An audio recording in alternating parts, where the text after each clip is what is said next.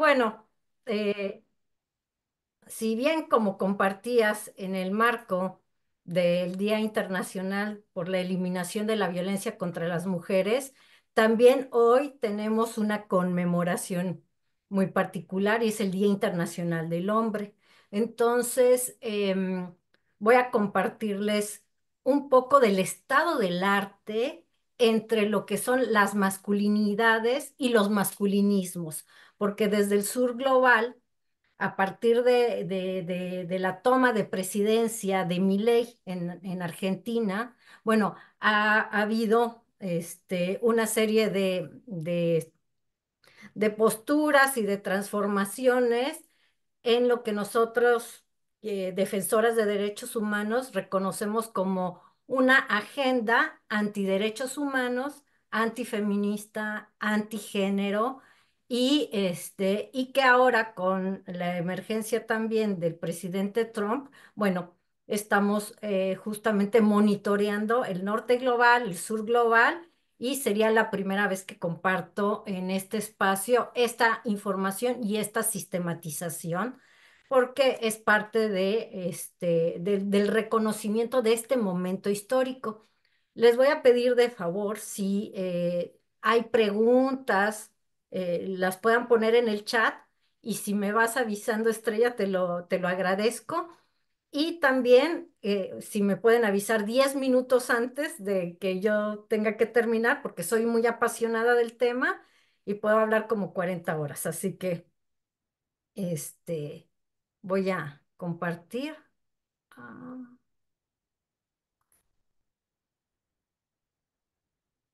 y si me pueden decir si ya se ve, Se ve muy bien.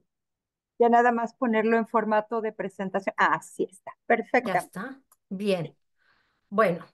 ¿Qué es esto de las masculinidades? Bueno, la reflexión, sí, hay un día, generalmente yo veo en las redes de que el Día Internacional del Hombre y se están felicitando, pero es como el Día Internacional de los Derechos de las Mujeres Trabajadoras. O sea, no son fechas para felicitar ni para celebrar, son días especiales para la conmemoración y para la reflexión. En el caso del Día Internacional del Hombre, pues, ¿cuál sería el objetivo? Bueno, fomentar todo lo que tiene que ver con la salud de los hombres, mejorar las relaciones de género a partir del reconocimiento histórico de grupo en ventaja a otras identidades, promover la igualdad de género y modelos masculinos igualitarios. Entonces, es este reconocimiento a una reflexión y a una acción. Todo lo que yo les estoy compartiendo es a partir de lo que le denominamos la investigación activista feminista. ¿Qué quiere decir? Que no nada más basta dar como académica o como investigadora en temas relacionados a la defensa de derechos humanos una cátedra, sino que va atravesado por un activismo y una militancia. Estos temas, si no van atravesados por la acción política, pues se quedan como dogma. Entonces, ¿qué buscamos? Que lo que estamos compartiendo en estos espacios también tengan que ver con una coherencia y una postura ética política de lo que se dice, porque eso es parte del desafío que estamos enfrentando ahora con todos los estudios de género en masculinidades y los masculinismos. Y en este sentido, bueno, pues ¿desde cuándo viene esta petición de hablar de las masculinidades y de estudiar al respecto? Muchos dirán, ¿y qué hace una mujer hablando de masculinidades o por qué? Y bueno, o sea, es como los feminismos, cada quien puede tener una postura ética, política relevante al tema y el abordar el tema de las masculinidades, pues viene justamente en el marco de protección también de los derechos humanos de las mujeres, porque al margen de que México tiene una sentencia emblemática, que es la del campo algodonero, en donde a México se le pide que haga una transformación en los sistemas de creencias basados en la misoginia y en la discriminación y que tiene responsabilidades el Estado al respecto, también la Convención sobre la Eliminación de todas las formas de discriminación de 1979, en el artículo 5, señala la modificación de patrones socioculturales de conductas de hombres y mujeres con miras de alcanzar la eliminación de prejuicios y prácticas consuetudinarias. Bueno, y también viene este marco jurídico en la Convención Interamericana para Prevenir, Sancionar y Erradicar la Violencia contra la Mujer, que sería la Convención Belém do Pará, en donde también aquí viene un reconocimiento en donde se recomienda al Estado modificar los patrones socioculturales de conducta de hombres y mujeres, incluyendo el diseño de programas de educación formal y no formal apropiados a todo nivel del proceso educativo para contrarrestar prejuicios y costumbres. Digamos que este espacio viene a cumplir, digamos, con este artículo 8 fracción B, porque al ser una cuestión cultural, bueno, se necesitan hacer parte de estas reflexiones porque no se trata cuando estamos hablando de cuestiones culturales, bueno, el diálogo y las conversaciones son parte indispensable para cuestionar todo esto que les voy a compartir. Bueno, primero, ¿qué sería la masculinidad? Y la masculinidad se ha definido como múltiples posiciones del hombre en el orden del género, caracterizadas en gran medida por el dominio y control sobre la mujer e integradas y normalizadas mediante la interacción con los niños y los hombres.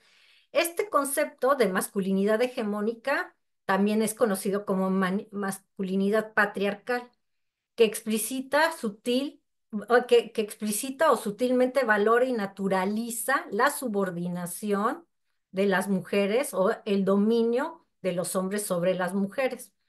Entonces, ¿por qué les comparto esta definición? Porque el año pasado la Asamblea General de Naciones Unidas, o sea, sacó una recomendación en donde ya se insta como una obligación de los hombres a rendir cuentas en materia de igualdad de género. Entonces ya sabemos que una manera de permear en la cultura es que primero las instituciones del Estado sean las responsables de hacer estas transformaciones. Y si bien desde hace años tenemos la Ley General de Acceso de las Mujeres a una vida libre de violencia, pocas veces se ha trabajado y y realmente no hay una agenda articulada para trabajar el tema de las masculinidades. ¿Con qué objetivo? Bueno, pues promover un tipo de masculinidad más igualitaria, ¿sí? Que la que tenían muchas veces nuestros padres, nuestros abuelos, ¿sí? Que no quiere decir que todo sea malo, porque cada vez que toco este tema también dicen, ay, bueno, es que ahora está mal ser hombre. Y digo, no, no, no. O sea, por supuesto que todos tenemos aspectos bondadosos, pero una masculinidad hegemónica generalmente ya es poco funcional dentro de este momento histórico. Acá les comparto otro concepto de masculinidad. Hacen referencia a múltiples maneras en que la virilidad se define socialmente a través del contexto histórico, cultural y a las diferencias de poder entre las diferentes versiones de la masculinidad. La masculinidad implica un lugar en las relaciones de género y aquí viene, o sea, este factor otra vez de la diferencia histórica de la desigualdad, ¿sí? En las prácticas a través de las cuales los hombres y las mujeres ocupan ese espacio en el género y en los efectos de dichas prácticas en la experiencia corporal, la personalidad y la cultura. ¿Esto qué quiere decir? Que muy probablemente los compañeros varones que ahora nos acompañan o si tienen compañeras parejas varones, los hombres actualmente son mucho más igualitarios, digamos, que lo que fueron sus padres y sus abuelos. Entonces, es trampa compararse con las generaciones anteriores. Ujú. ¿Sí? Entonces, sabemos que el concepto de masculinidad va variando. Ahora hay mayor corresponsabilidad probablemente en la crianza, en el trabajo de hogar. Dirán, no todas, no todos, pero, o sea, generalmente contamos con una mayor incorporación de varones en estas tareas que ancestralmente o históricamente han sido asignadas a las mujeres.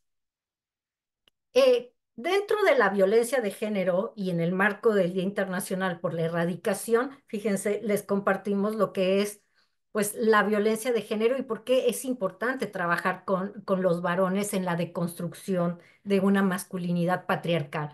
Porque aquí claramente vuelve a poner que la violencia es la manifestación de las relaciones de poder históricamente desiguales entre mujeres y hombres que ha conducido a la dominación de la mujer por el hombre, la discriminación contra la mujer y la interposición de obstáculos contra su pleno desarrollo. Y esto, yo hace años, cuando todavía hago peritajes, pero recuerdo que muchas veces los jueces me decían, oiga, pero también hay mujeres muy violentas. ¿Sí? O sea, entonces yo lo que les explicaba es que vivimos un momento histórico en donde si bien los fenómenos criminales y victimales, o sea, se pueden aplicar en toda la población, o sea, por supuesto, acá es importante analizar el componente histórico de las relaciones de poder desigual. ¿Sí? O sea, ¿qué quiere decir? Pues de que todos conocemos a un hombre, perdón, que su pareja, mujer, novia, lo maltrata, lo violenta. Claro que existen, o sea, sí existen, pero estamos hablando de estadísticas y estamos hablando también de los grados de violencia.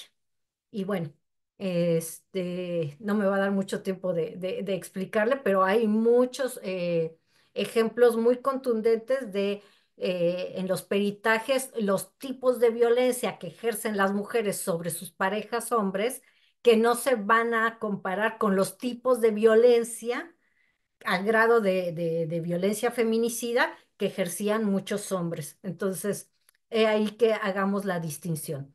Bueno, ¿en qué momento estamos viviendo? Bueno, ahora el momento histórico que estamos viviendo es el tiempo de encarnar colectivamente el derecho a una vida libre de violencia por parte de las mujeres. Entonces, ¿qué sería este derecho? Bueno, la afirmación de la condición humana de las mujeres en todos los niveles, en su desarrollo personal, familiar, comunitario, económico, político, cultural, social, educativo, que asegure la eliminación de todo acto de violencia que tenga o pueda tener como resultado un daño o sufrimiento físico, sexual, psicológico.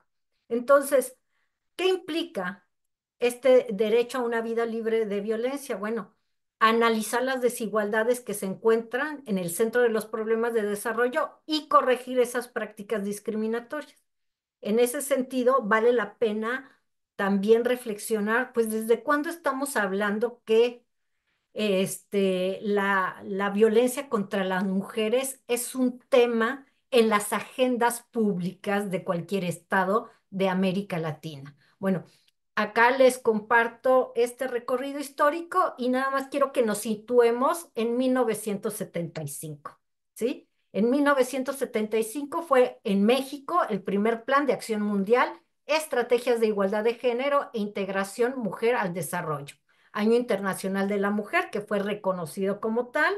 Entonces, a partir de 1975 podemos ver que ha habido un avance en los marcos jurídicos, en los mecanismos de adelanto de las mujeres y en el sistema de protección universal y de América Latina de los derechos de las mujeres. Entonces, eh,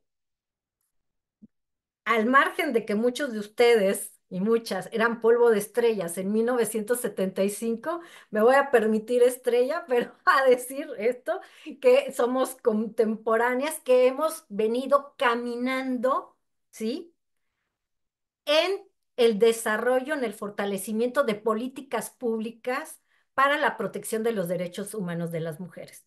¿Sí? Entonces, quiero que vean que si Estrella y yo vamos, no te voy a balconear con las edades, pero pues si ya Vamos, si ya llevamos yo 30 años en estos temas, o sea, quiero que vean que todas aquellas personas que nacieron en 1990, ¿sí? 2000, que son muchas de las personas que ya nos escuchan, ya crecieron y ya fueron sus primeros años de escuela dentro de un esquema donde ya se hablaba de estos temas, pero que no lo vivieron sus abuelas, o en este caso, nuestras mamás, ¿verdad, Estrella? O sea, mi mamá, por ejemplo, no vivió ni leyes, ni instituciones, ni mujeres, ni se hablaba de este tema.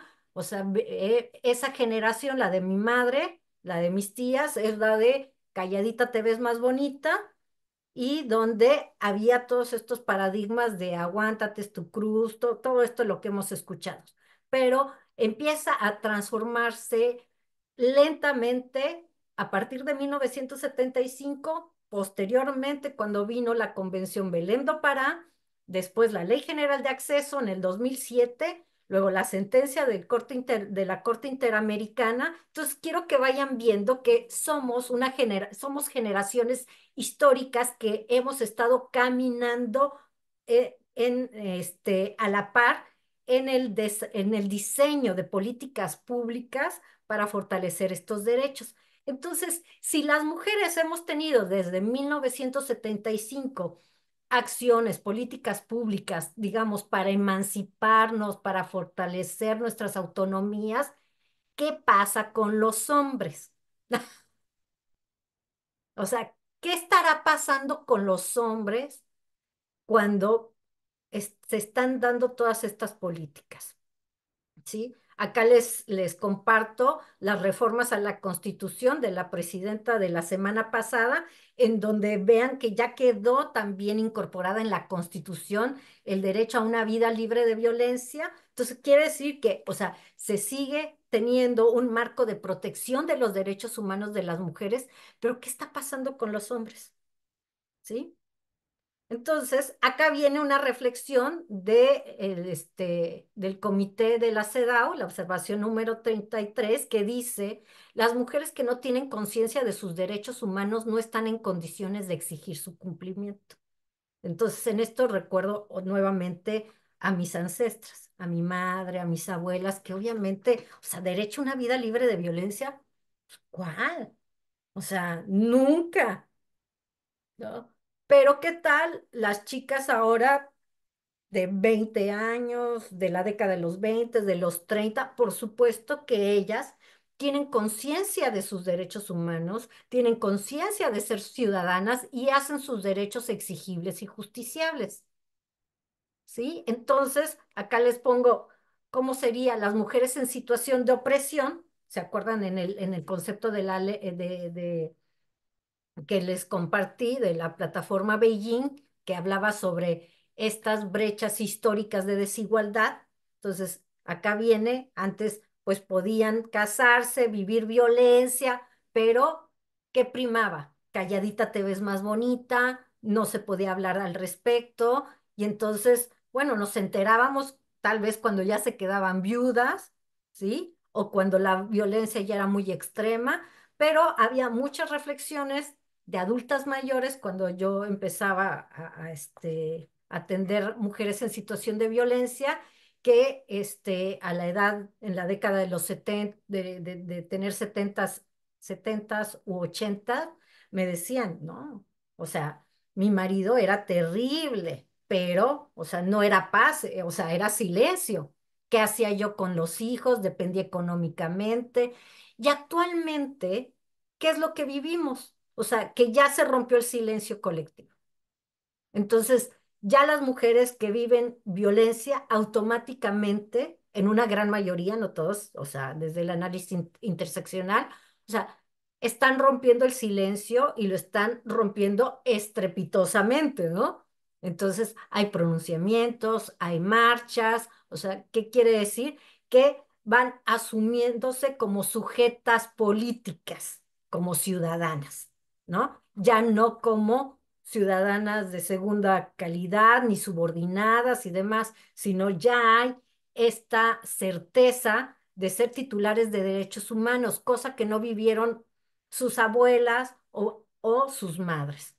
Entonces, ¿qué sería lo que pasa con los hombres? Bueno, primero vamos a ver la identidad de la masculinidad que en una gran mayoría presentan los varones en América Latina, se le llama la masculinidad hegemónica y aquí les comparto este estudio que se hizo en Canadá, en Estados Unidos y en México, en donde se hizo pues, una investigación para ver pues, los hombres qué consideran que es ser hombre, ser masculino. Y entonces se llegó a la conclusión que la masculinidad está conformada de ciertos mandatos. ¿Cuáles serían? La autosuficiencia en los problemas, o sea, un hombre debe de ser capaz de resolver todo. Un hombre que resuelva, de hecho, ¿se acuerdan? El año pasado había esos memes que resuelvan. Ser fuerte ante todo, que implica no nada más la fortaleza física, sino la fortaleza emocional, competitividad y liderazgo, ¿sí? Roles de género rígidos, heterosexualidad y homofobia, hipersexualidad, siempre listo, agresión y control sobre las decisiones y la proveeduría. Entonces serían más o menos como esos pilares los que se identificaron en este estudio. Acá les pongo la liga por si es de su interés. ¿Qué más? Bueno, dentro de los teóricos de los estudios de género en masculinidades está el querido Beno de Kaiser y él habla en su tesis doctoral que la triada del riesgo de la masculinidad hegemónica es que esta masculinidad, o sea, es una construcción social que afecta a los mismos hombres y obvio a las mujeres y a otras identidades masculinas que no pertenecen a la masculinidad hegemónica. Les llamamos masculinidades abyectas, ¿no? Y que van desde hombres de la comunidad LGBTIQ, o sea, que no tienen esta masculinidad. Y Beno de Kaiser dice que este tipo de masculinidad, bueno, es un problema por el daño que comete hacia mujeres, niñas, niños y adolescentes, hacia otros hombres y hacia ellos mismos. ¿Por qué? Porque esa masculinidad hegemónica no tiene incorporado, digamos, el mandato del autocuidado. ¿Por qué? Porque las mujeres van a suplir y van a hacer lo que Antonio Ramírez designa como reguladoras ecológicas emocionales. ¿Qué implica eso? Siempre un hombre va a tener una mujer que le esté como interpretando las emociones. Mira, te ves cansado, ¿por qué no te tomas un baño? Vente, te preparo la comida. Oye, te recuerdo que el sábado hay partido de fútbol el niño, mañana tenemos cita con el médico. Entonces, como es una agenda que va recordando de todo lo que tiene que ver con los vínculos, ¿sí? Y también con todo lo que tiene que ver con el sistema de cuidados. De tal forma que se hizo un estudio, la OMS, perdón, la Panamericana, la Organización Panamericana de la Salud, en el 2019 y desafortunadamente no se le dio mucha difusión porque vino lo del COVID, pero era muy interesante porque aquí es donde ya teníamos datos exactos en América Latina sobre qué tanto impacta esta masculinidad, estos mandatos de masculinidad en los hombres. Y entonces aquí se ven los porcentajes, ¿no? O sea, cómo hay más, obviamente, hay más homicidios que feminicidios, sí, con la distinción de que a las mujeres las mata generalmente un hombre de su círculo íntimo y a los hombres los mata otro hombre generalmente desconocido. Acá no viene la interpretación, pero ahí les puse la liga. Accidentes viales, cirrosis de hígado, suicidio. Por ejemplo, Uruguay tiene la estadística de mayor suicidio en América Latina y en el mundo, como en el segundo o en tercer lugar. Fíjense, un país de 3,5 millones de personas, dirían, pues, ¿por qué tanto, no?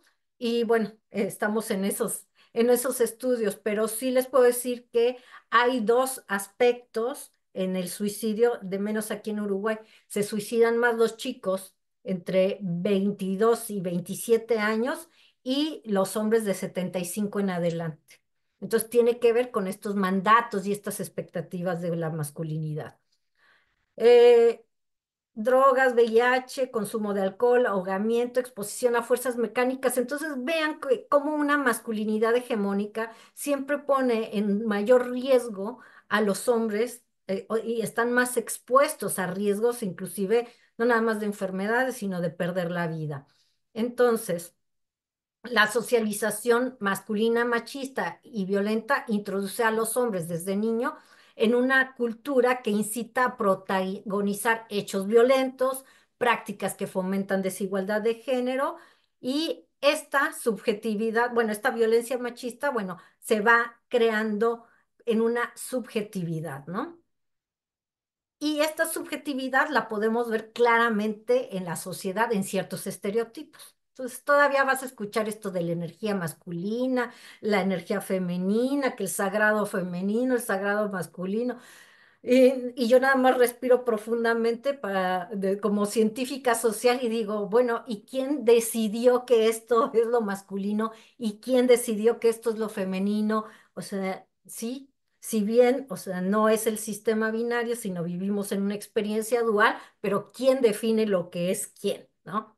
Entonces, ¿cuál es parte de lo que se habla y generalmente las leyes están más enfocadas y el imaginario colectivo también a reconocer las violencias explícitas, ¿no? Que son las comprendidas en la Ley General de Acceso y también viene la violencia simbólica, pero miren, en estos contextos en los que transitamos de administración de justicia, la violencia simbólica es la que causa mayor obstaculización, ¿sí? ¿Por qué? Porque queda en el ámbito de lo inconsciente. Como psicóloga, ahora sí les explico. O sea, generalmente las violencias explícitas, al ser hechos concretos, tangibles y observables, y haber hecho, o sea, y al tener un vínculo, un nexo causal, que cause un daño, bueno, queda como una evidencia. Pero cuando hablamos de violencia simbólica es mucho más complejo de decir. Ujú. Entonces, la que a través de patrones estereotipados, mensajes, valores, íconos o signos transmita, reproduzca dominación, desigualdad, discriminación en las relaciones sociales, naturalización de la subordinación de las mujeres en la sociedad. Y esta violencia simbólica ustedes la pueden identificar en todo aspecto cultural cuando vamos a hablar de hombres y mujeres. O sea, cuando estás viendo una película, cuando oyes canciones, o sea, está realmente por todos lados y es donde, los marcos jurídicos nos piden transformar los patrones culturales. ¿Y a qué se refieren? A esta violencia simbólica, la que viene aquí a la que a través de estos patrones, estos sistemas de creencias culturales, siguen poniendo a las mujeres en una situación de subordinación, ¿sí? Entonces, es así donde reconocemos que la violencia de género es estructural y estructurante. ¿Por qué? Porque al estar implícitamente la violencia simbólica en la cultura y en lo estructural, pues nutre la violencia directa, lo que es la violencia explícita. Entonces, ¿y cuál sería el objetivo de la violencia? ¿Sí? De género. Bueno, la violencia es un ejercicio de poder que busca ¿qué? Someter, dominar, controlar y explotar. Y si no se dejan, como ahora, si no se deja una mujer someter, dominar, controlar y explotar, viene entonces, o sea, el acto de la eliminación. Sí, sí. Yo cuando trabajaba en ese tiempo era la Procuraduría de Justicia de la Ciudad de México, estaba como responsable del área donde llegaban los hombres detenidos por violencia familiar, tentativa, en ese momento era homicidio por razón de parentesco, todavía no estaba la hipótesis de los feminicidios, pero lo que nos llamaba mucho la atención es que cuando hacíamos los peritajes, la mayoría de estos hombres, cuando preguntábamos, bueno, pues ¿por qué la golpeó? Si estaban ahí, imagínense que la mayoría era violencia física y sexual, no era violencia emocional. O sea, era violencia física o violencia sexual y extrema, ¿no? Violencia feminicida. Y entonces nos llamaba la atención donde estos hombres de todas las edades, de todos los ámbitos, decían, es que no quiso obedecer, es que se salió del huacal, es que quiere hacer lo que quiera. O sea, viene un acto de disciplinamiento y de castigo por transgresora. Entonces, eh, es ahí donde más allá de que las mujeres ejerzan sus autonomías y que conozcan sus derechos, se nos hace vital el trabajo con los hombres. ¿Por qué? Porque mientras sigan sosteniendo este tipo de sistema de creencias, pues si no violentan a una, van a violentar a otra o van a seguir, digamos, compartiendo ese sistema de creencias a la siguiente generación, y es ahí donde nos encontramos actualmente en este contexto histórico de polarización y de mucho malestar emocional, ¿no? Entonces, la acción política es para visibilizar la violencia misógina femigenocida, ¿sí? Y entonces es ahí que cuando empezó, digamos, a hacer un boom, el que ya una masa crítica donde había un gran cúmulo de mujeres sabiendo sus derechos y haciéndolos exigibles y justiciables, es que en el 2017 por primera vez se pronuncia ya la ONU para decir, oigan, es que los hombres tienen que trabajar con hombres. ¿Sí? Se tiene que trabajar con estos mandatos de la masculinidad. ¿Por qué? Porque ya se estaba viendo y ya se estaba sintiendo, o sea, esta polarización y estas dinámicas cada vez más tensas. Entonces, acá viene la petición de asumir su propia responsabilidad y trabajar conjuntamente con las mujeres y las niñas en todos los niveles, y es un elemento indispensable para la labor de la prevención. Es ahí que todo el trabajo con varones y con masculinidades, si bien tiene que ser regulado por los institutos de las mujeres o secretarías de las mujeres, tiene que estar dentro de áreas que son de prevención. O sea, ¿por qué? Porque lo que estamos previniendo es ejercicios de dominación a través del control y dominio, que es el dispositivo que se usa a través de la violencia.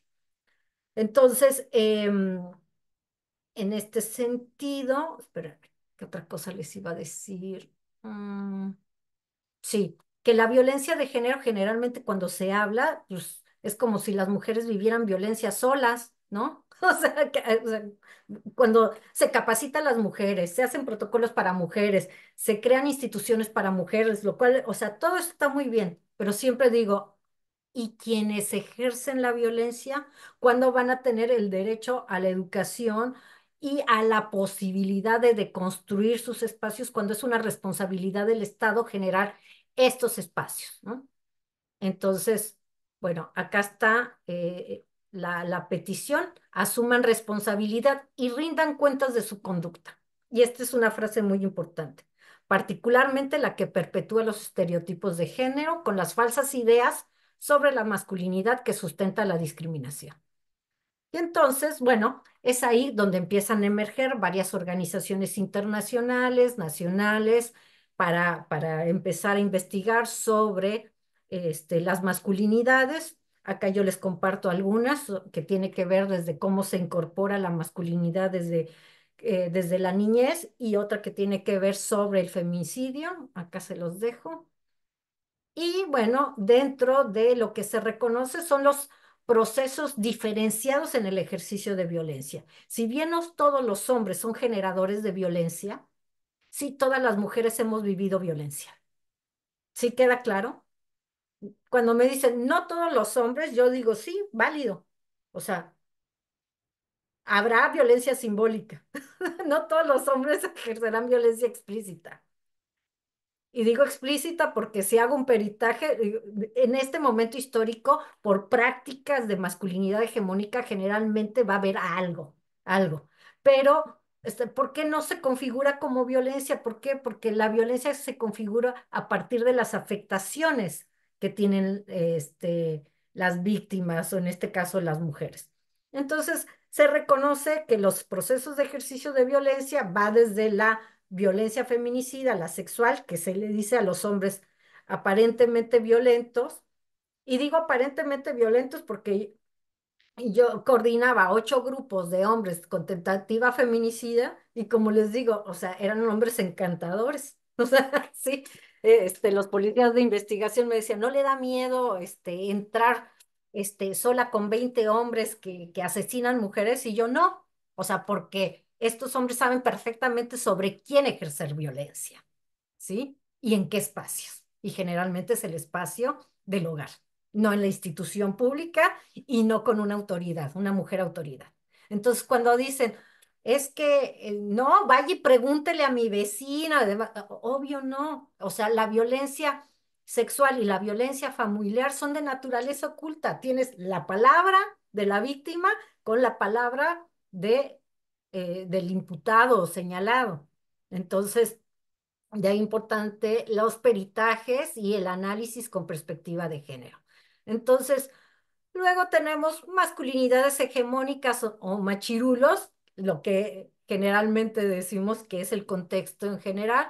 Luego vienen las masculinidades no hegemónicas y luego las masculinidades cohesivas, que generalmente, o sea, hay en todas las generaciones siempre ha habido hombres que no ejercen violencia, pero honestamente, o sea, si hay marcos globales, universales, internacionales y regionales, es porque, como se dice, es la otra pandemia. En un inicio era la primera pandemia, luego vino el COVID y se olvidó, pero la violencia contra las mujeres es considerada una pandemia porque se encuentra en todo el mundo. Entonces, ¿qué vivimos actualmente? Bueno, la sofisticación de la violencia, el sostenimiento de la violencia simbólica, que ¿qué implica esto? Cuando estás acostumbrado al privilegio, la igualdad se vive como una opresión. Y entonces, bueno, pues tenemos, o sea, aspectos y vemos de grandiosidad por parte de muchos hombres que vivieron situaciones de mucha violencia de niños, ya sea por su padre, referentes masculinos, o por su madre, ¿sí? En donde, o sea, fragmentaron, se disociaron y tenemos como dos tipos de respuesta en la salud mental que va desde el narcisismo y la psicopatía como estructuras dentro del enfoque centrado en trauma, o sea, parte de estos rasgos, hasta las depresiones, los consumos problemáticos y las tentativas de autoeliminación y la autoeliminación. Estos son nuestros grandes desafíos respecto a las masculinidades que tiene que ver con este aspecto de salud mental. Bien, ahora, ¿cuál es la primicia? Bueno, lo que les quería compartir es esta sistematización que estamos creando de análisis de los masculinismos como una reacción post-machista a las luchas de las mujeres. Como vimos, desde 1975 se está fortaleciendo la política pública para que todas las mujeres conozcan sus derechos, pero ¿qué pasa con los hombres al haber esta omisión y esta falencia de no trabajar con los patrones para deconstruir esos mandatos? Bueno, pues entonces estamos viendo esto que se le denomina masculinismo, que sería una posición acrítica, ahistórica y apolítica, asociada a una versión masculina del feminismo. Entonces te hablan de que los hombres también tienen derechos, pues sí, toda la vida. O sea, sí. Relatos sobre la condición y situación de los hombres en el mundo contemporáneo, destinada a liberarlos de las cadenas, de las opresiones de las mujeres sobre ellos. ¿Sí? Entonces, y tenemos muchos representantes que vienen desde el sur global, pero que también se encuentran en México y también en Estados Unidos. Y entre esos movimientos, bueno, tenemos estos movimientos de liberación de los derechos de los hombres con argumentos, por ejemplo, el síndrome de alienación parental. O sea que ese síndrome, que como siempre decimos, no existe, porque tiene que ver con un mecanismo de castigo hacia las mujeres que rompieron el silencio por los abusos sexuales a la infancia o por la violencia vivida, y de ahí viene la violencia vicaria, el mito de la ideología de género, que a pesar de que hay información por todos lados de que es una metodología, o sea, van a seguir escuchando el discurso de que es una ideología. Entonces digo, bueno, hay algo que hablamos, el derecho, la cultura del no saber, el derecho a no saber y la cultura de la ignorancia. ¿Qué implica esto? Pues hay información para el que quiere buscar. O sea, entonces pones diferencia entre la metodología de género y la ideología de género y en cualquier aplicación de inteligencia artificial ya te dice. Entonces, cuando ves que repiten esta frase de que es una ideología, ya te das cuenta que es una postura política, ¿no? Para desacreditar las luchas históricas de la defensa de los derechos humanos de las mujeres, porque la información ahí está. Entonces, ¿qué otra cosa identificamos en los masculinismos? Se victimizan, ¿sí? Se victimizan de su situación, de circunstancia, como si no fuera el sistema patriarcal que los mandata. Entonces, hay hombres mandatando y sosteniendo este sistema patriarcal. Entonces, no es una lucha de antagónicos de hombres contra mujeres, mujeres contra hombres. Lo que buscamos es la despatriarcalización de este sistema, ¿sí? Este, ¿Qué más dicen? Bueno, los movimientos masculinistas, bueno, aquí lo que se identifica, como también tienen su larga data, empezó el varón domado, el mito del poder masculino. Warren Farrell era un hombre supuestamente enfocado a los derechos de las mujeres en Estados Unidos, participó en muchos de los marcos jurídicos y de las protestas, y de repente, o sea, ya empezó cuando fue señalado por violencia de género, entonces ya empezó el proceso de victimización. Entonces, donde decía que no, pues que no, que ellos también sufrían y sufrían mucho y que las mujeres también son violentas, pero volvemos a lo mismo, olvidando todo el proceso histórico en lo que es la creación de los derechos, la Convención de los Derechos Humanos de las Mujeres, ¿no? Y vemos que también hubo un boom en las redes sociales, ¿sí? En estos movimientos, y empezaron a crearse nuevas categorías que les llamamos los incels, los MGTOWs y los red pills y otros. Y en eso, o sea, muchas variantes. Pero, ¿qué implica esto? Bueno, la creación primero de una machósfera. O sea, en esta machósfera o manósfera que es que construida alrededor de una narrativa de opresión de los hombres por parte del feminismo, así como un rechazo, ¿sí? Y una negación a la evidencia de la operación patriarcal, lo que yo les decía, o sea, información hay, pero no, o sea, nada más eligen, digamos, lo que se desea transmitir.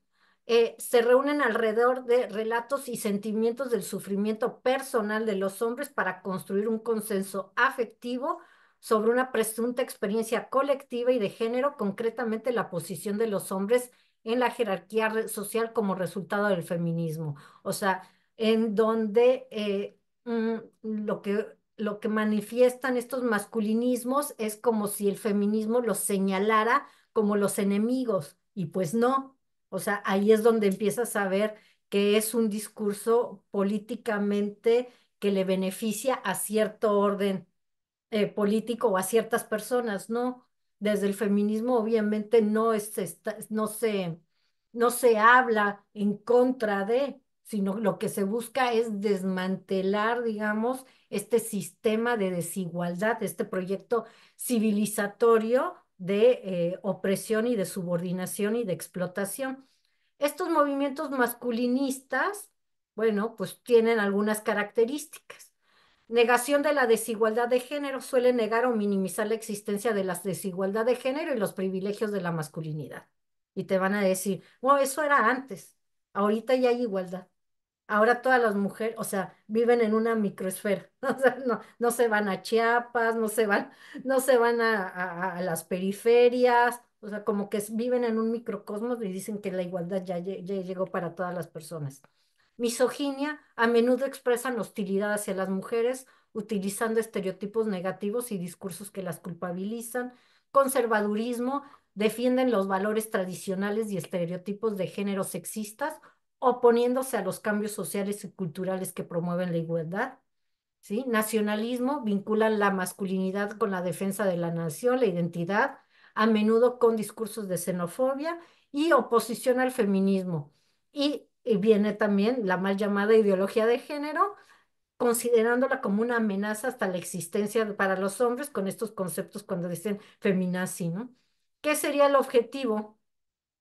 Bueno, restaurar la masculinidad tradicional, la de nuestros abuelos.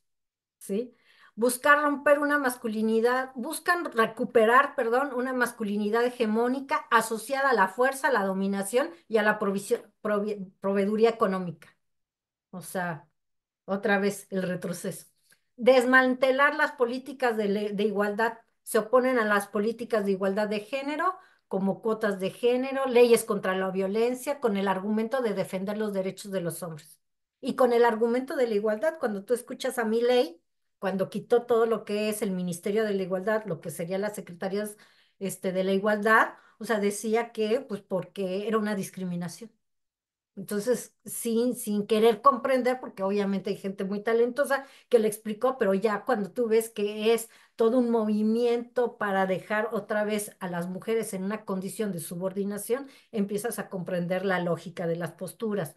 Se sienten como víctimas ante acciones de justicia de género por parte de las mujeres. Entonces, como las mujeres ya conocen que tienen derecho a una vida libre de violencia, acuden a las instituciones. Entonces, y como desafortunadamente la mayoría de las personas operadores de justicia no tienen incorporada la metodología en perspectiva de género, bueno, pues también, o sea, yo he visto también muchos aspectos de injusticia, pero que no son las leyes, ni es la perspectiva, ni es la metodología de género, sino son las personas que operan el sistema de justicia, ¿no?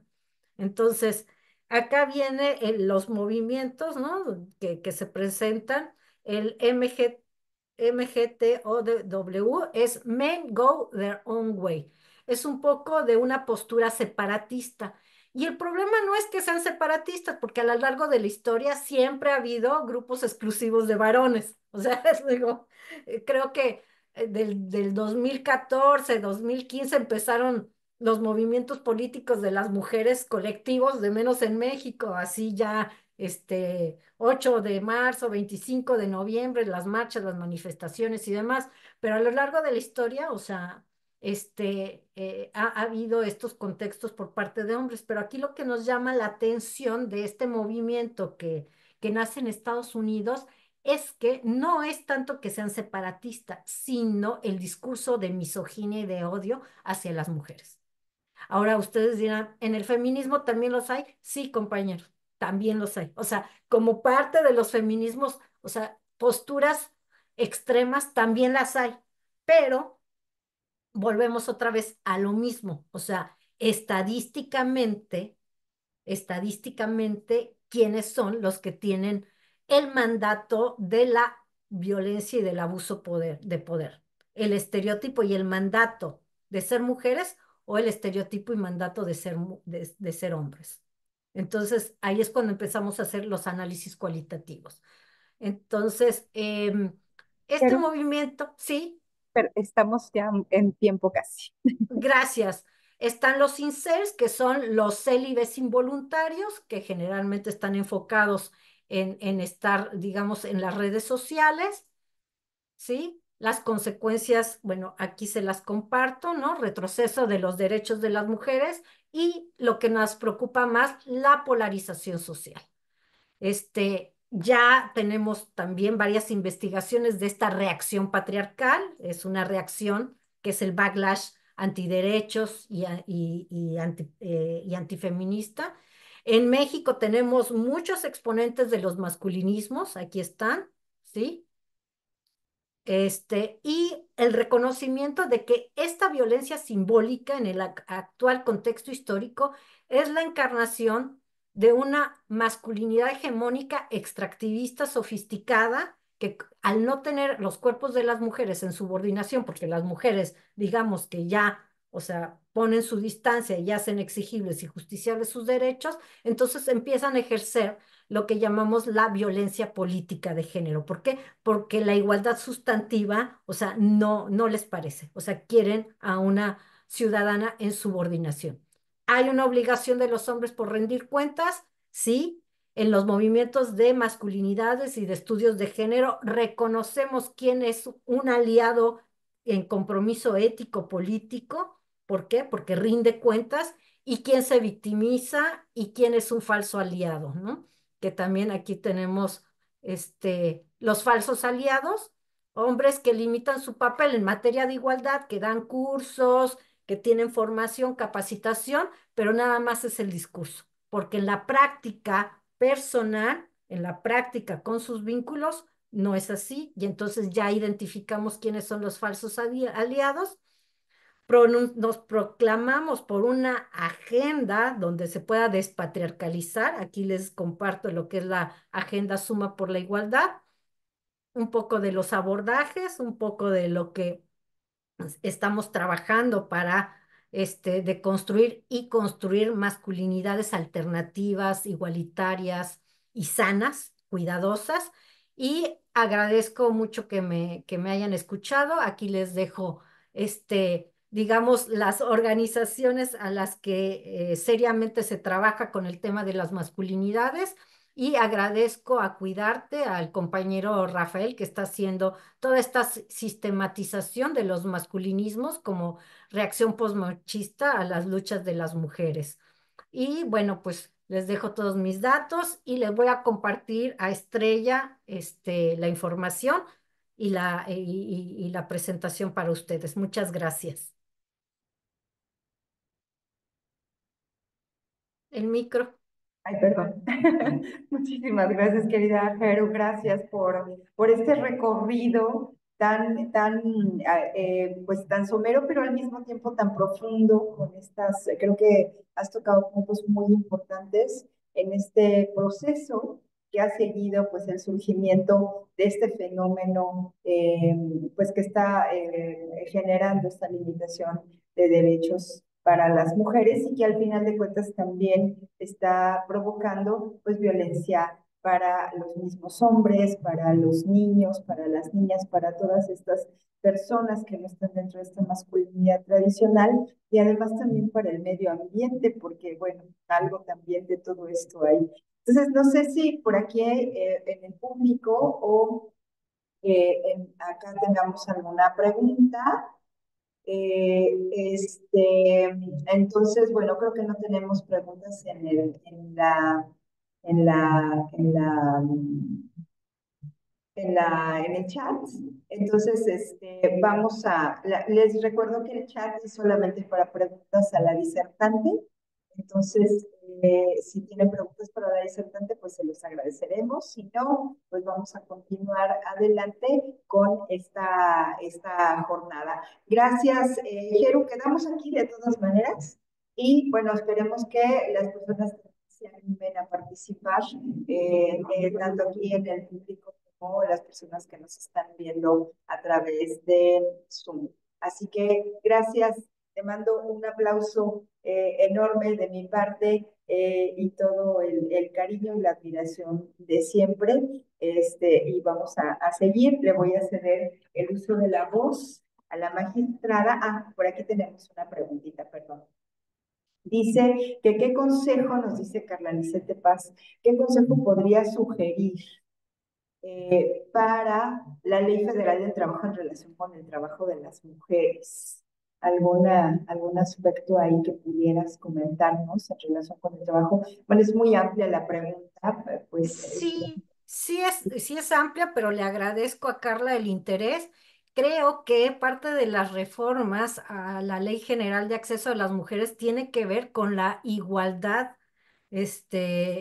¿cómo se llama? En los sueldos, ¿no? Entonces, creo que más que de la Ley Federal del Trabajo, es justamente cómo estas reformas constitucionales permean a las leyes para que realmente se vuelva materializable y que no se quede en el documento. Pero un aspecto importante es igual tipo de trabajo, igual salario. O sea, es la paridad respecto a los salarios se me hace importantísimo en el contexto laboral. Muchas gracias. Gracias. Bien, pues entonces vamos a ceder ahora la voz a la magistrada Alejandra Eleni Velázquez Espino. Ella es magistrada en la primera sala penal del Supremo Tribunal de Justicia del Estado de Michoacán, recientemente además adscrita a esta sala por concurso exclusivo para mujeres, cosa que es de estos logros que hemos podido ir teniendo las mujeres y bueno, pues ella es justamente un ejemplo de este trabajo que se ha venido haciendo y bueno, pues el que ella tuvo el éxito de llegar también, ¿no? Ella es licenciada en Derecho por la Universidad Michoacana de San Nicolás de Hidalgo, por la Facultad de Derecho y Ciencias Sociales de esta universidad, que es la máxima casa de estudios aquí en Michoacán. Y dentro del Poder Judicial de la Federación, ella se ha desenvuelto en varios espacios, entre ellos secretaria de juzgado menor, perdón, de Michoacán, ¿verdad? Sí, del estado de Michoacán, perdón. Ella se ha desempeñado como secretaria de juzgado menor en materia penal en Morelia, dentro de muchos otros espacios en donde se ha desarrollado. Fue secretaria auxiliar en el Consejo de la Judicatura del Poder Judicial de Michoacán y ha sido jueza en juzgados del Sistema de Justicia Penal, Acusatorio y Oral de Zamora, Uruapan y Zitácuaro. Eso es parte muy brevemente dicho de su currículum y le voy a ceder el uso de la voz. También voy a delante del monitor y aquí está el micrófono. A ver si lo encendemos. Listo. Le cedo el uso de la voz a la magistrada. Muchísimas gracias por... Gracias. Buena tarde a todos.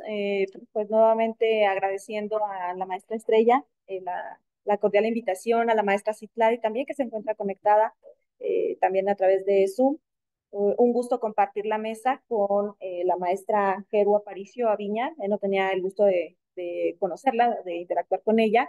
Sí la había seguido por ahí en algunas redes, pero es un gusto compartir esta mesa con ella. También agradezco a la Casa de la Cultura Jurídica por la invitación que se me hizo el día de hoy. Y bueno, pues abonando a la exposición que nos hizo la maestra Jeru, a mí me toca hablar un poco de la igualdad y la no discriminación como derecho, esto cuando se atiende por razón de género. Esto, bueno, desde luego en el marco del Día Internacional de la Eliminación de la Violencia contra la Mujer, que se conmemora ya 25 de noviembre, próximo ya a estas fechas. Voy a comenzar diciendo o enfatizando que este principio de igualdad y de no discriminación, bueno, es primero que nada uno de los pilares fundamentales del derecho. Ha señalado la Corte Interamericana de Derechos Humanos que este principio de igualdad y no discriminación es tan importante que sobre él descansa todo el andamiaje del orden público, tanto nacional como internacional. Es un principio fundamental que permea en todo ordenamiento jurídico y esto lo podemos observar en la opinión consultiva número 18. También la igualdad y la no discriminación es un derecho que se encuentra contemplado en el artículo 24 de la Convención Americana de Derechos Humanos o Pacto de San José. Esto, bueno, para dar el contexto de la plática que nos ocupa el día de hoy. Voy a comenzar, bueno, explicando algunos de los conceptos de igualdad y de discriminación. Creo que es importante que los tengamos presentes para saber precisamente de qué hablamos. La maestra Geru nos hablaba ya de este tema de la igualdad y de la discriminación. Sin embargo, vamos a aterrizar algunos conceptos al respecto. También la Corte Interamericana ha señalado esta noción de igualdad, señalando que esta se desprende de la naturaleza del ser humano como unidad. señala la Corte y señala la Convención, que también ha hecho un pronunciamiento en este sentido, que esto es inseparable a la dignidad humana. La igualdad no podemos desligarla de esta naturaleza que tenemos de persona. Esta igualdad pues es incompatible con cualquier situación en la que se pueda atentar contra determinado grupo o que conduzca a tratar a un grupo con algún privilegio, ya sea que lo discrimine o que lo trate con algún privilegio, porque no estaríamos hablando de igualdad. Señala también la Corte Interamericana en la opinión consultiva 17 que no es admisible crear diferencias de tratamiento entre seres humanos que no correspondan con su única e idéntica naturaleza. Al respecto, el autor Luigi Ferrajoli ha señalado también un concepto de igualdad que me parece importante destacar aquí, señalando que es un principio complejo. La igualdad está estipulado para tutelar las diferencias y para oponerse a las desigualdades. Luigi Ferrajoli, al señalar este concepto, señala que dentro de nuestras diferencias es que todas las personas somos iguales en el sentido en que tenemos igual valor y dignidad. Sin embargo, debemos atender en todo momento a la diversidad. Este concepto de diversidad es importante porque, bueno, ya la maestra Geru nos señalaba que había algunos discursos en los cuales se destacaba el por qué se tenía que tratar en algunas ocasiones de manera desigual a hombres y mujeres. Había una inconformidad que incluso generaba este discurso o ideología de masculinidad. Pero bueno, evidentemente la igualdad parte de esta diversidad y de que vamos a considerar en todo momento el valor, la dignidad que tenemos como seres humanos, como personas. Para el Comité de Derechos Humanos, la discriminación es toda exclusión, distinción, restricción que tenga que ver con los siguientes aspectos: raza, el color, el sexo, el idioma, la religión, la opinión política, opiniones de cualquier otra índole, el origen nacional, el origen social también se ha considerado, la posición económica, el nacimiento y cualquier otra condición social que tenga por objeto anular o menoscabar el reconocimiento, goce o ejercicio de las condiciones de igualdad de los seres humanos. Este concepto es importante porque la discriminación es la violación del principio de igualdad. Por eso quería hacer una diferencia en estos conceptos y se distingue una discriminación de dos tipos, una discriminación jurídica y una discriminación de hecho. La discriminación jurídica es aquella que excluye a las personas de la titularidad de algunos derechos fundamentales. Por ejemplo, aquí me puedo referir a la discriminación que hemos sufrido algunas mujeres o las mujeres en general de nuestros derechos, tanto civiles como políticos, económicos, sociales y culturales. Esto se afirma ya que recordemos como ejemplo general la lucha que se ha tenido para poder obtener el voto, es decir, que el voto fuera reconocido para las mujeres. Este puede ser un ejemplo válido en este tipo de discriminación jurídica. Mientras que respecto de la discriminación de hecho, esta se presenta a pesar de una igualdad jurídica de las diferencias. Aquí lo que se advierte es una inefectividad en esta igualdad jurídica. Un ejemplo de una discriminación de hecho son, como lo comentaba Estrella al momento de presentarme, bueno, son estos techos de cristal que en algunas ocasiones enfrentamos las mujeres para poder acceder a algunos puestos de la toma de decisión, que, bueno, en mi caso, tal como ella acertadamente lo describió, el acceso se genera en algunas ocasiones por pues algunas medidas afirmativas, como bueno, en el caso del Poder Judicial del Estado, estos concursos exclusivos para mujeres. Es la forma en la cual en algunas ocasiones se rompe este techo de cristal. Esto por poner un ejemplo de este tipo de discriminación de hecho. El principio de igualdad y de no discriminación tiene reconocimiento, desde luego, a nivel internacional. Es particularmente reconocido en el derecho internacional de los derechos humanos. Numerosos instrumentos internacionales reconocen este derecho, porque es derecho y principio, como lo he señalado, y, bueno, como indiqué también, es un pilar fundamental. No se admite ningún acto jurídico que entre en conflicto con dicho principio fundamental, según la opinión consultiva número 18. Esto se puede verificar en la misma, para que tengan la cita, es el párrafo 101, en el cual nos cita que esto no puede acontecer nuevamente por cuestiones de raza, de género, de color, de idioma, de religión, de convicción, de alguna opinión política, condición social, origen étnico, edad, incluso situación económica, estado civil o alguna otra. Existen tres elementos para identificar cuando nos encontramos en un supuesto de discriminación, ya que a partir del desarrollo del derecho internacional de los derechos humanos se ha podido señalar estos tres fundamentalmente, que es la distinción, exclusión o restricción. También cuando se encuentra basado en una categoría sospechosa. ¿A qué me refiero con categoría sospechosa? Bueno, categoría sospechosa puede ser como el género, las preferencias sexuales, la edad, el origen racial, el color de la piel o cualquier otra. Y un tercer elemento es que tenga como resultado anular o menoscabar el reconocimiento o goce de los derechos humanos. Estos tres elementos los voy a explicar. El primero se refiere a una distinción de trato.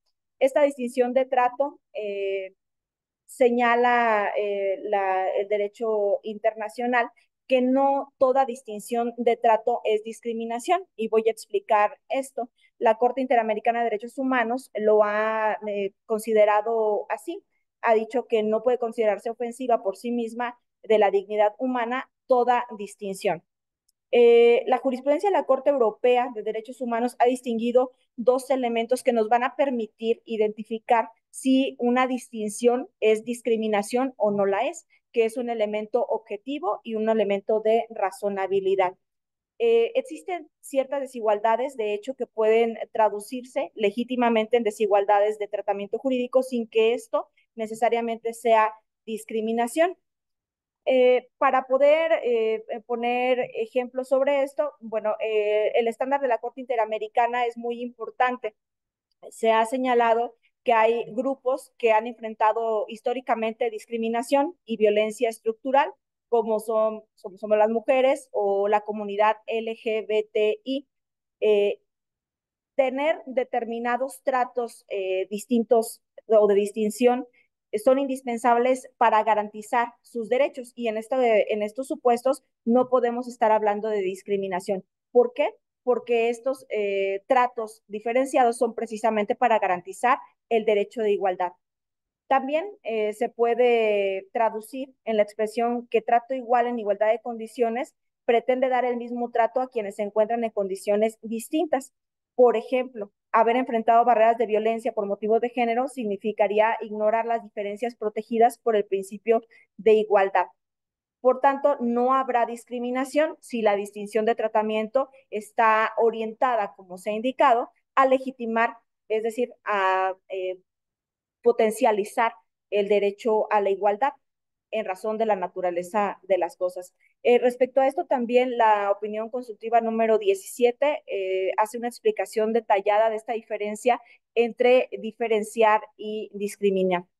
La CEDAW, que es también el Comité para la Eliminación de la Discriminación contra la Mujer, ha señalado que no es suficiente garantizar a la mujer un trato idéntico al del hombre. Esto, como lo señalaba la maestra Geru, también debe tenerse en cuenta las diferencias biológicas que hay entre mujer y hombre y las diferencias que la sociedad y la cultura han creado, porque es una creación, y en ciertas circunstancias será necesario que haya un trato no idéntico de mujeres y hombres para equilibrar precisamente estas diferencias.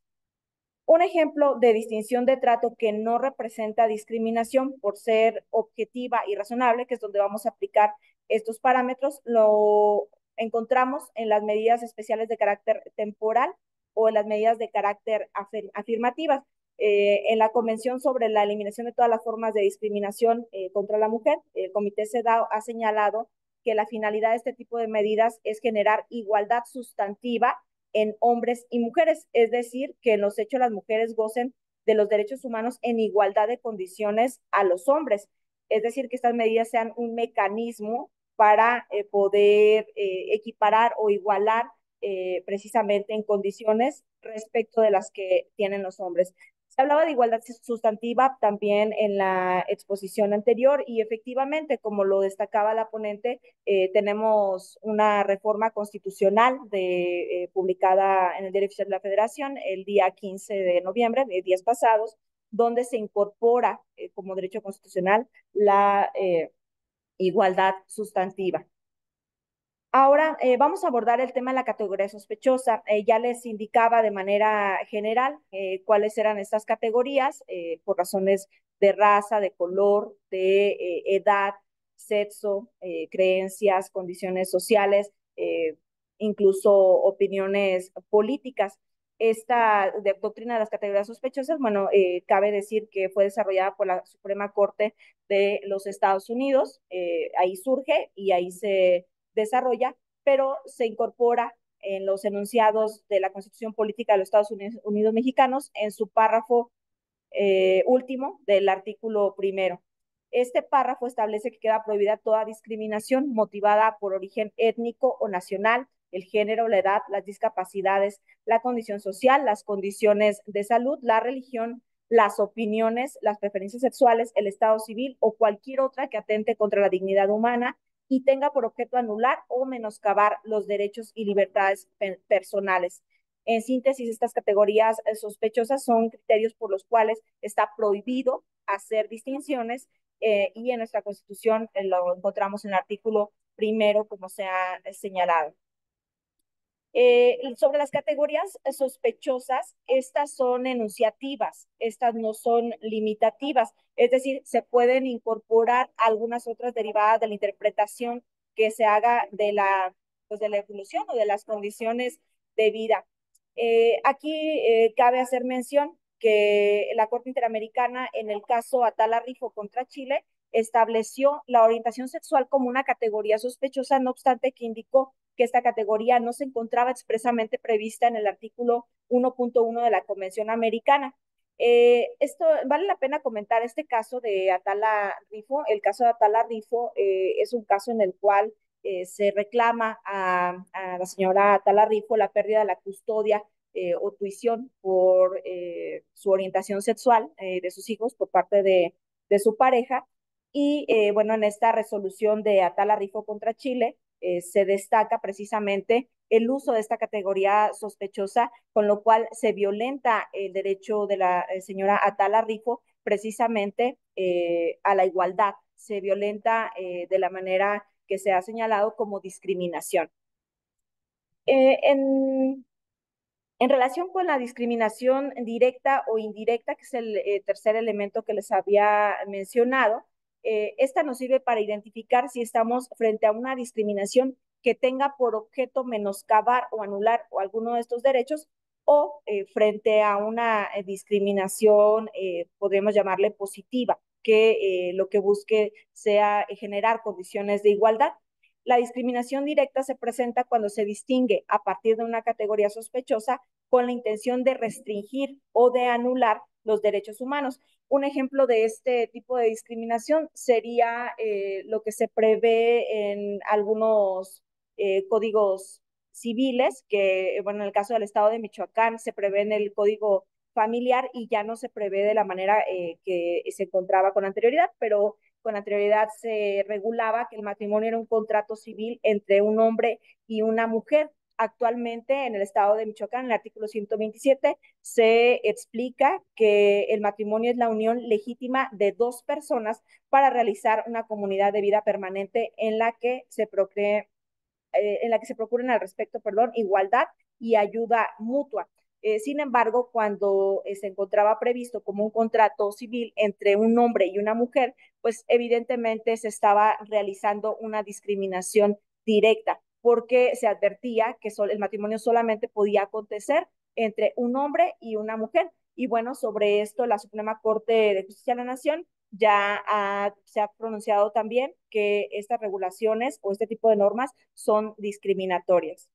Por otro lado, la discriminación indirecta se presenta cuando una norma o práctica aparentemente neutra tiene repercusiones particularmente negativas en una persona o un grupo con características determinadas. La Corte Interamericana ha identificado un elemento estrechamente relacionado con la discriminación indirecta y la práctica que puede permitir identificarla. Aquí me voy a permitir citar un caso que se llama el caso Artavia Murillo contra Costa Rica. Este caso es un caso sobre fertilización in vitro. En este caso, que es muy interesante, Costa Rica regula la fertilización in vitro y prohíbe la fertilización in vitro, lo que genera, pues evidentemente, diversas discriminaciones. La Sala Constitucional determinó que la fertilización in vitro atentaba claramente contra la vida y contra la dignidad del ser humano. Y con esto, bueno, generó, como lo señaló la Corte Interamericana, particularmente tres discriminaciones de carácter indirecto. ¿Por qué indirecto? Porque la norma aparentemente es neutra, no va dirigida a una persona en particular. Sin embargo, al momento de su pronunciamiento, perdón, de la Sala Constitucional, genera la discriminación indirecta. Primero, en relación con la condición de discapacidad, señala la Corte Interamericana que la Organización Mundial de la Salud señala la infertilidad como una forma de incapacidad. Por tanto, considera la Corte que esta discriminación indirecta es respecto a las personas que tienen una condición de discapacidad, aun cuando la norma no vaya dirigida hacia ellos. Por otro lado, genera una discriminación indirecta en relación con el género.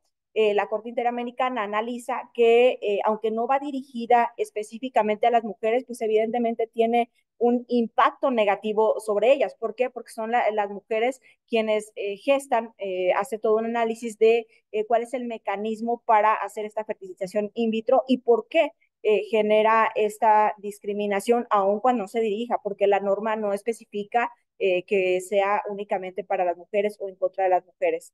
Y finalmente, una discriminación indirecta en relación con la situación económica. ¿Por qué con la situación económica? Bueno, porque al establecer esta prohibición de la fertilización in vitro, Costa Rica, evidentemente existe personas en Costa Rica y bueno, en el mundo, desde luego, pero estamos hablando de Costa Rica, que no cuentan con la situación económica para poder obtener este tratamiento de fertilización in vitro en el extranjero. Entonces, bajo este análisis que hace la Corte Interamericana, detecta estos tres tipos de discriminaciones indirecta y como podemos observar, pues la norma no iba dirigida ni a personas con discapacidad, ni a personas con algún género determinado o mujeres, ni a personas con determinada situación económica. Sin embargo, se genera la discriminación.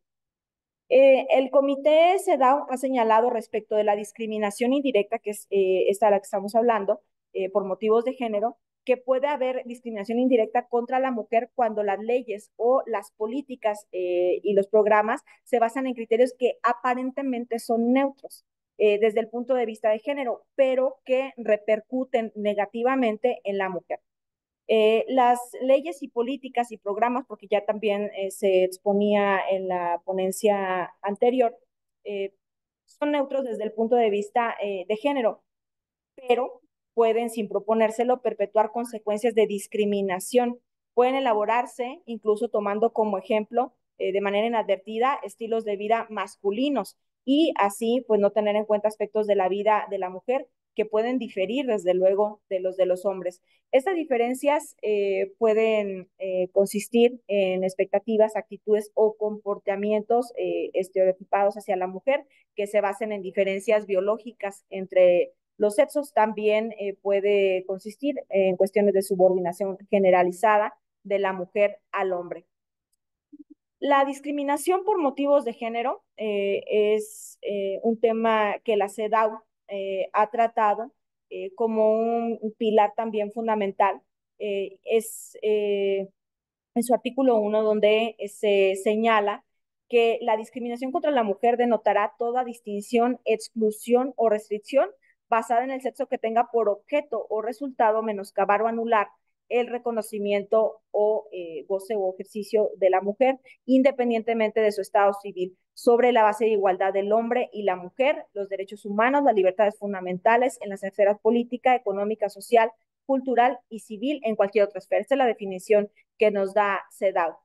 Y se advierten tres elementos para poder identificarla. El Comité CEDAW ha indicado que va más allá del concepto de discriminación utilizado en muchas disposiciones y normas legales, nacionales e internacionales. También que estas normas en las que protegen al hombre y la mujer señalen tratos basados en distinciones arbitrarias, injustas o injustificables, y la convención se centra en la discriminación contra la mujer, insistiendo en que se ha y se sigue siendo objeto de diversas formas de discriminación. Para esto podemos consultar la recomendación general número 25. En ese sentido, bueno, se ha señalado que el principio de igualdad entre hombres y mujeres debe ser reconocido en la legislación nacional y lo que entendemos por igualdad formal. Como se mencionaba con anterioridad, se ha reformado la Constitución apenas hace unos días, incluyendo algunos conceptos importantes, por lo menos de manera formal, como son la igualdad sustantiva, los deberes reforzados de protección con mujeres, adolescentes, niños y niñas, la perspectiva de género, la obligatoriedad de las fiscalías especializadas para la investigación de delitos contra la mujer, la paridad de género y la cuestión que se mencionaba al contestar la pregunta por parte de la maestra Jeru, que es la prohibición de la brecha salarial por razón de género que se incluyó en el artículo 123 constitucional. Eh, También es importante señalar esta estrecha relación que existe entre la violencia y la discriminación de género. De manera expresa, la CEDAW no se refiere a la violencia de género, sin embargo, su comité ha sostenido que la violencia contra las mujeres es una forma de discriminación y en este sentido se ha señalado que la violencia contra la mujer menoscaba y anula el goce de sus derechos y libertades fundamentales, por eso puede considerarse propiamente una discriminación, pues encaja desde luego en la descripción que se hace de ello.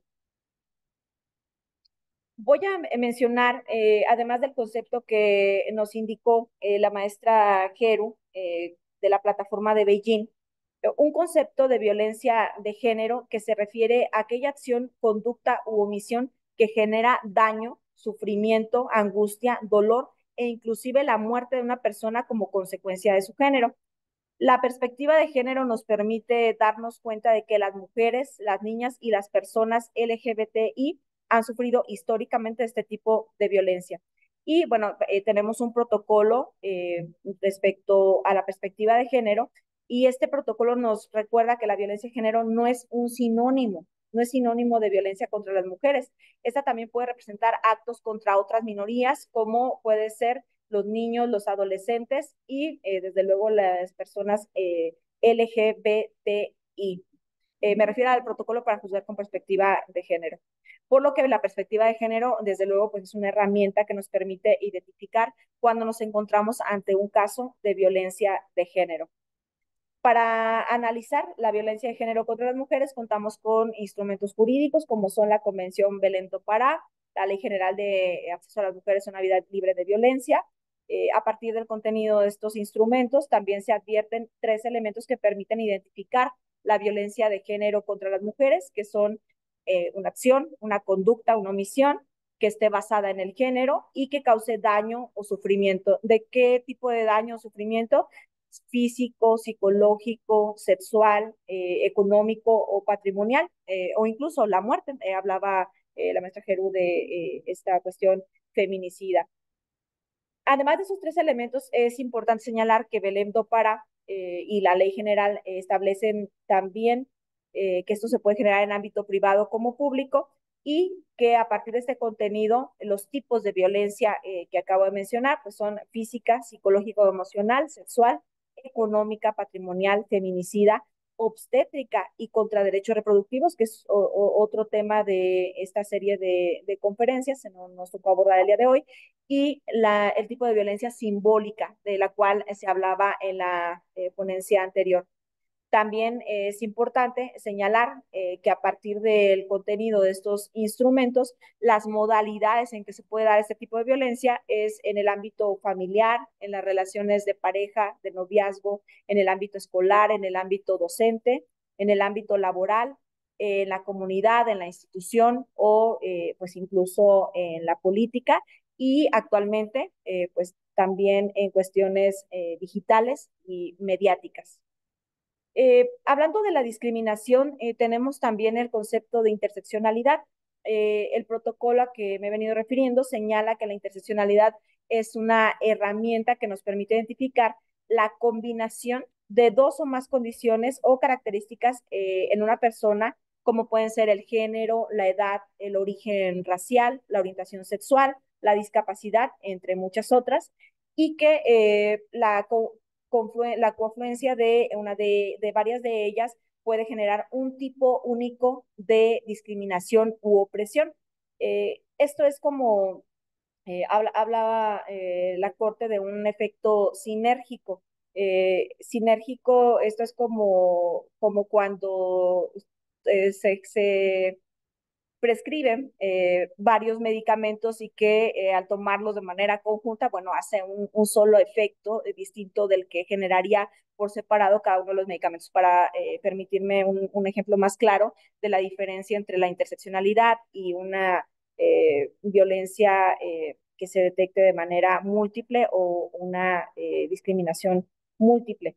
Estas características o categorías de las personas no son distintas, es decir, se valora cómo interactúan entre ellas.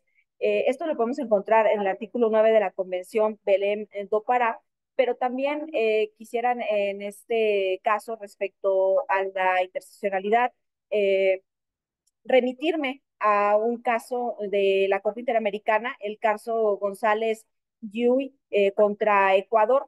En este caso, bueno, seguramente si lo consultan podrán percatarse de estas circunstancias.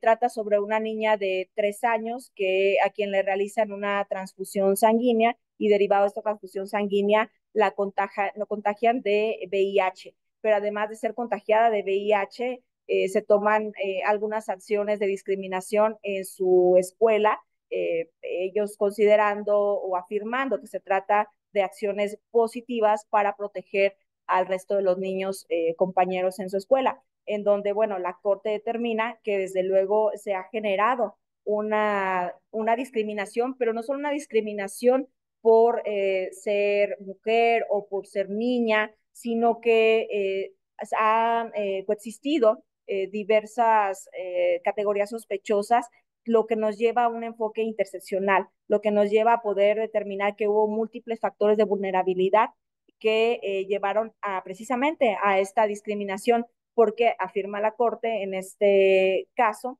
que es donde utiliza por primera vez el concepto abiertamente de interseccionalidad, que de no haber sido una niña con VIH, que además era mujer, que además se encontraba en un contexto de pobreza, no se habría generado la situación de tal manera. Es decir, no como una multiplicidad de categorías sospechosas, sino como una sola de manera sinérgica.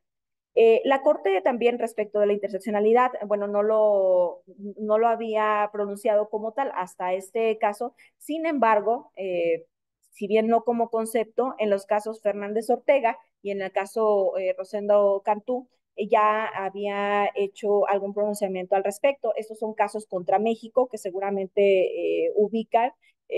Estos casos tienen que ver con mujeres que fueron agredidas por militares que tenían la característica de ser mujer, de ser indígenas, fueron agredidas por militares, estaban en un contexto de condición de pobreza y de manera particular en el caso de Valentina Rosendo Cantú, pues incluso a diferencia de Inés Fernández Ortega, que tenía una condición de niña. Estos son casos donde la Corte, pues ya, si bien no en un concepto, hablaba de esta cuestión de interseccionalidad, bueno, que tiene que ver desde luego de manera directa con la discriminación por esas categorías sospechosas. Esta interseccionalidad es una herramienta que nos permite identificar cuando existe este tipo de discriminación y desde luego pues aplicar las acciones afirmativas que en su momento correspondan. La interseccionalidad, además de ser una herramienta muy valiosa, pues permite entender las necesidades de cada víctima, de cada mujer que es víctima de violencia o de discriminación por razón de género y desde luego, pues hablando de igualdad y de discriminación, recordando que precisamente la discriminación es una forma de violencia de género que pues debemos atender y aplicar los protocolos respectivos. Bueno, ajustada al tiempo que se me dio, aquí concluiría mi intervención. Muchísimas gracias. Pues vamos también a agradecerle enormemente por el equipo. Vernos ambas, está bien. Muy bien, pues muchísimas gracias a las personas que nos están escuchando y también, por supuesto, a la magistrada Alejandra Velázquez Espino por esta muy interesante intervención, también un muy vasto recorrido al respecto de pues los derechos humanos de las mujeres y las maneras en las que también en algunas ocasiones han sido violentados y bueno, también las resoluciones de las instituciones de la Corte Interamericana y también de la Suprema Corte de Justicia de la Nación en relación con ello, así como el quehacer de estas instancias internacionales que se han ido creando, gracias a también lo que decía Jairo, ¿no? Todo ese trabajo de las mujeres que ya no nos es ajeno y que ya podemos además ver, como nos lo acaba también de manifestar la magistrada, es un enorme, enorme cúmulo de información, de resoluciones, de aspectos que creo que son sumamente importantes para la construcción de pues, de esta ciudadanía plena, de esta vida libre de violencia, de esta posibilidad de existir sin estar como continuamente, además pareciera, ¿no? En algunos casos pidiendo permiso para ello. Entonces, gracias. No sé si tengamos alguna duda, pregunta, comentario que quieran hacernos, igual también en el chat.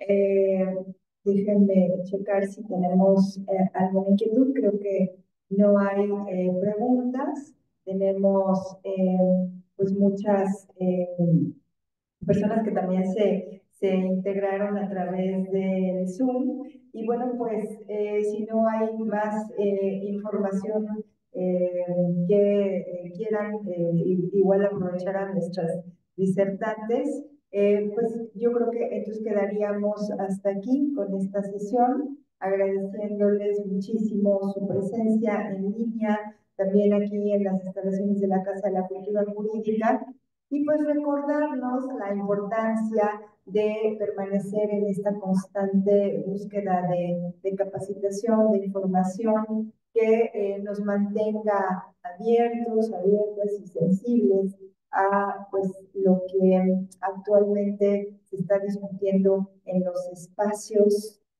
académicos, jurisdiccionales y también, como lo decía la maestra, la doctora Geru, pues también en esta vanguardia, en esta lucha política, que al final de cuentas, pues aquí seguimos sosteniendo para lograr posicionarnos como ciudadanas de primera categoría, como debió de ser siempre y como esperamos que sea muy pronto.